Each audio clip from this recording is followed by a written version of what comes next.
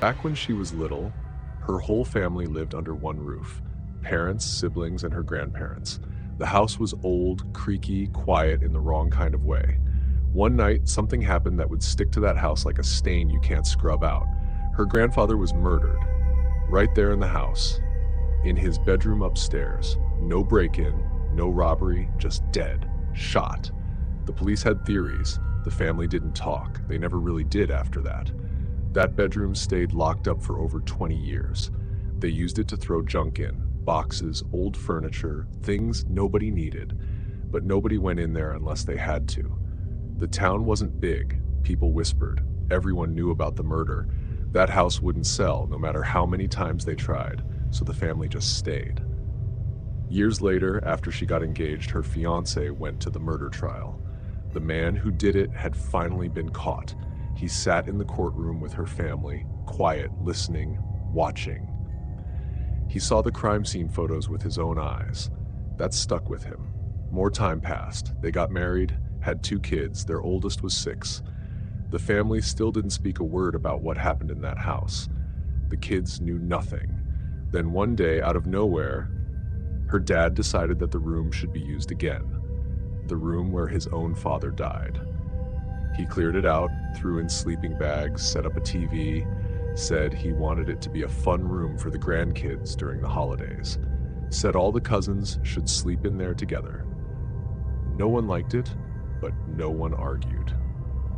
The topic still burned too hot.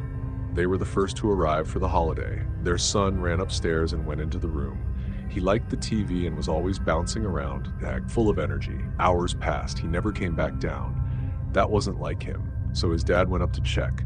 The boy was sitting there, staring at the screen, not moving. Still. Too still. "Hey buddy, is everything okay up here?" "Yeah." "All right, have fun." There was a pause. Then the boy said, "Daddy, do I have to sleep in here? I don't want to." "Why not?" "I'm not alone." His dad froze. The boy hadn't even turned to look at him, just kept watching the TV. "Well, yeah, I'm here with you." "No, there's someone in here with us." He tried to stay calm.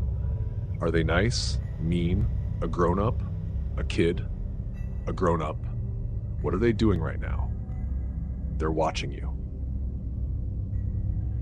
He felt something crawl through his spine. "You've never said anything like this before.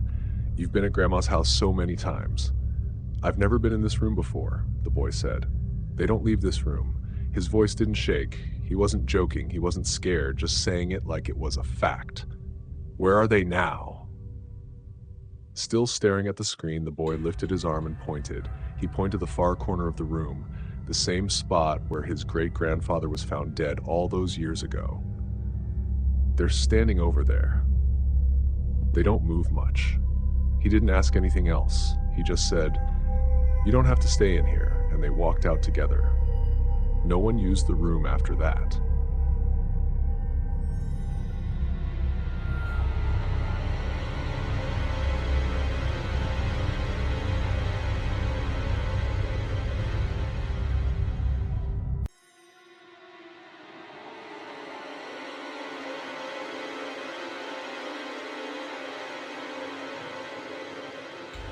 They got home late that night. Miguel was just a kid, maybe 6. His sister was around 15. The family had spent the whole day out and everyone was tired, just wanting to get inside and crash. Their house sat behind a front gate, then a long path that cut through the garden to reach the front door. Off to the right, trees lined the edge of the path, right up against the side of the house. Beyond those trees was a wide field the family owned, where farmers sometimes let animals graze. As soon as they stepped through the gate, Miguel's dad froze. Big guy, over 6 feet easy, built like a brick wall. But he just stopped walking and stared into the trees. Didn't say much at first. Just told them to wait. His eyes didn't leave the trees, not for a second. Then, like he was trying to protect them, he started walking down the path, slow, focused, still staring into the trees like he was expecting something to jump out. And then it happened. He was suddenly yanked sideways. His body slammed against the house hard enough to rattle the windows. Something had its hand around his throat. No one saw what it was, just a hand. lifting him off the ground like he weighed nothing. His feet weren't even touching the dirt anymore. Miguel, his sister, his mom, they just stood there at the gate, frozen, helpless, watching his face turn purple. And then, just like that, he dropped to the ground, gasping for air. His face slowly came back to color. He never once looked at them. He just kept staring into those damn trees. That night never left them, and things only got weirder from there. Miguel grew up with a bunch of cousins. One was just a few months younger. That kid had a weird habit when they were little. He'd vanish for a half hour, come back like nothing happened. He never left the house, so everyone figured he was off playing by himself somewhere. Until one day his mom asked him, "Where were you?" And he said it straight-faced like it was no big deal. "I was playing with the red-headed boy." Silence. No one in the family had red hair. Not a soul. It brought back another memory. Miguel sitting in the hallway with the other boys, rolling a toy car down the floor. They'd push it, and the car would roll back, like someone was there, sending it back to them. But nobody was. That hallway was empty. It didn't stop there. One day, Miguel's parents were setting up for a party. Relatives were out running errands. Miguel was with his sister. A friend came by to help set up. Everything was fine until he asked where the bathroom was. A few minutes later, he came back looking pale. He asked, "Are people showing up already?" Miguel's mom said no. No one was here yet. Then the guy said, "There's a woman in the kitchen, long hair, white dress. I thought she was one of your sisters, but she looks sick, like really sick." His mom told him straight up, no one was in the kitchen. He left shortly after and never came back. Thing is, the house was old, real old. It used to be an old hacienda way back. If you walked past the field and through some more trees, there were small stone buildings where the workers once lived. One day, Miguel's cousins decided to check them out. They followed the dirt trail, trees on both sides, but they kept hearing someone walking just off the path, crunching on the rocks like footsteps, but when they looked, no one. At the buildings, they found weird stains on the floor. Animal bones, candles, burned paper. They didn't hang around, but as they left, rocks started hitting the ground behind them. Someone or something was throwing them. It didn't stop. Miguel's mom had an uncle, now long dead. People said he had something following him, something that never let up. Doors would swing open on their own when he walked by. If he sat by a wall, you'd hear pounding. If he moved to the middle of a room, footsteps would follow overhead. He couldn't shake it. During dinner once, a china cabinet burst open behind him. Every plate came crashing down. His kids said he was tormented. His face always looked tired, empty, like something was eating him from the inside. One morning, they found him dead. The family said it was fear that killed him. After the funeral, his son tore the house apart looking for money people claimed was buried there. He dug up the whole place. All he found was coal. Miguel's grandma said the money was never meant for him. Whatever was guarding it never left.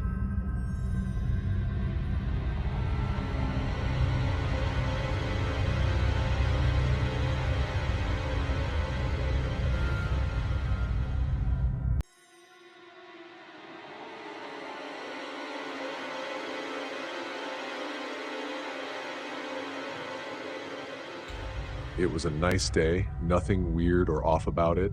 Sun was out, air was clear. My friend's boss had just picked up a new Audi A4 convertible not long before. Back then, it was a big deal. Sleek, shiny, loaded with features. One of the fancy things about it was the hidden roll hoops. They were tucked away behind the seats, popped up only if the car flipped. A few months after getting it, he was driving alone, heading somewhere out of town. Roads were curvy and downhill too. No one knows if he was speeding, if he hit something, or just lost control, but the car flew off the road, slid straight down a steep slope, maybe 30-35 feet deep, crashed through bushes and small trees all the way down. The car flipped and those roll hoops popped up like they were supposed to. They held strong. The whole roof was crushed, but the space inside stayed safe. He crawled out, blood on his arms from the branches and glass, but nothing looked broken. His clothes were torn up. He looked stunned, but alive. He climbed back up that steep bank, probably still running on adrenaline. Once he got to the top, he stood there near the road, grabbed his phone and called the police. Said he was okay, said where the accident happened. He didn't sit down. He didn't lean on anything. Just stood there, waiting. Maybe a little dazed. Another driver had seen the crash and pulled over. He parked, got out, walked over to him. The guy came up slow, like people do when they're not sure what they're walking into. He asked if he was all right. My friend's boss turned his head to answer him, and right then, without a word, he dropped to the ground, dead, just like that. His neck had been broken in the crash, but not all the way. It was hanging on by something thin. The second he turned his head, it snapped the rest of the way. It cut his spinal cord clean. He was gone before he hit the pavement. Nobody saw it coming.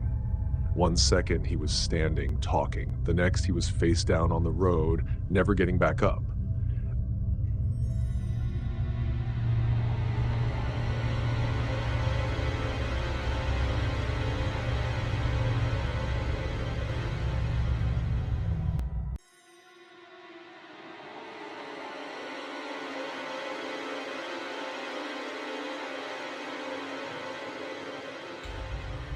"20-some years back, she was living alone in a small log cabin near the Canadian border. Nothing fancy, just a tight little place that used to be part of some old fishing resort. Renovated, but still had that eerie old wood smell, the kind that soaks into everything, the kind that makes you feel like the walls have seen too much. Her nearest neighbor was half a mile away. The closest town? 15 miles out. She worked late shifts at a resort even farther, 25 miles from her front door. She was used to the quiet, the dark drives home, the way the trees swallowed sound. She liked being alone, at least she used to. One night, after a long shift, she got back close to 1 a.m. Cats greeted her like always. She changed into pajamas, nothing special, and headed into the kitchen to do dishes. The window above the sink looked straight out into the black tree line. Nothing but woods out there. No porch light, just thick trees and the feeling of being watched even when you knew better. She was washing plates, hands in warm soapy water, half awake, staring into the dark glass when it happened. Behind her, high up like head level, a man's whistle. 2 short notes, just that, and silence. Her whole body locked up, not the kind of fear that makes you scream, worse, the kind that pins your feet to the floor. She didn't move, just stared into the window, using the glass like a mirror, trying to catch something, anything. But there was nothing behind her, nothing she could see anyway. Slowly, she reached into the sink and closed her fingers around a little kitchen knife under the bubbles. It wasn't much, just something to hold. Then she turned. Nothing. Just her cats sitting by the wall, wide-eyed, still. Their heads turned, eyes locked on the empty air behind her, right where the whistle came from. She didn't sleep that night. After that, weird things kept happening. Sounds, feelings, shadows that didn't act right. For 6 more months, that cabin didn't feel like hers. It didn't feel empty, but nothing ever hit like that first night.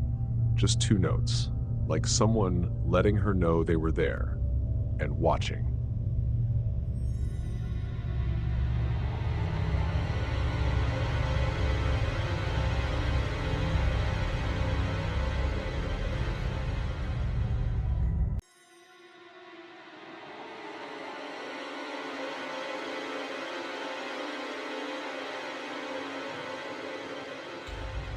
March 2015. His dad had just passed a few weeks earlier. Sleep wasn't coming easy. Every night he'd stay up later, zoning out on YouTube, trying to keep his mind busy. His dad used to give him a hard time about that. "You stay up too late, you're gonna screw up your days," he'd always say. That night, it was around 2:30 a.m. He was in the living room, just staring at the screen. Suddenly, the lights flickered, just for a second. He looked outside. Sky was clear, no wind, no rain. Maybe someone crashed into a pole nearby, he thought. But then it happened again. This time, the power cut for a full second and popped right back on. But none of the electronics reset. The PS4 kept playing the video. The clock on the oven still showed the right time. That wasn't normal. He leaned forward, checked outside again. Streetlights were still on. Neighbors' houses all lit up like nothing happened. Then it got weirder. Lights went out one more time, almost a full minute. Pitch black. He sat frozen on the couch, watching the streetlights stay solid through the window. The rest of the block looked untouched. When the lights came back on, the video kept going like it never stopped. Clocks hadn't blinked. It was like nothing ever turned off. He looked at the time, 2:37 a.m. He just sat there and whispered, "Okay," and went straight to bed. Next morning, he's half asleep in the kitchen, heating up some coffee. His phone said 7:23 a.m., but the oven clock, it said 11 something. It was around 11 a.m. the day his dad left the house. The last day. 3 years pass. January now. Anniversary of his dad's death. New house, new routine. Still couldn't sleep that night though. He was upstairs this time, Netflix playing in the background. Past 2 a.m. again. Then the lights flickered. He stared at the screen. The whole room went dark, not a sound. He didn't move, just muttered to himself, "Okay, I'm going to bed." The lights came back. Next morning, he walked into the kitchen to make breakfast. Oven clock said 11:41 a.m. Dad still didn't like when he stayed up too late.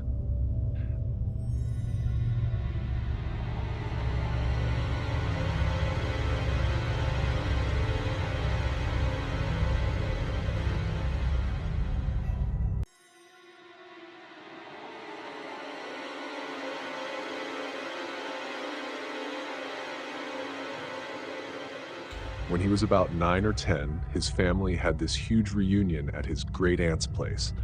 Not just any house, an old Victorian mansion with creaky floors, stained glass windows, and a backyard that looked like it went on forever. It was beautiful, but something about it felt heavy, like the walls were holding their breath. The adults were all drunk or getting there, and there weren't any other kids around, so he wandered off upstairs. He found the library. Dark wood everywhere, to say, big windows with dusty curtains, shelves lined with books that looked like they hadn't been touched in years. Off to the side, there was this narrow hallway that led to a tiny bedroom and a bathroom, probably where a maid or nanny stayed back when the house was new. He sat down on the rug in the middle of the library, found this old black and gold machine, some kind of check stamper, heavy and cold. He was just playing with it, pressing things, listening to the soft click. Then a voice spoke up behind him. "You're not supposed to play with guns, Bill." He froze. He turned, thinking maybe finally another kid had shown up, but nobody was there. He stood, looked down the hallway. Empty.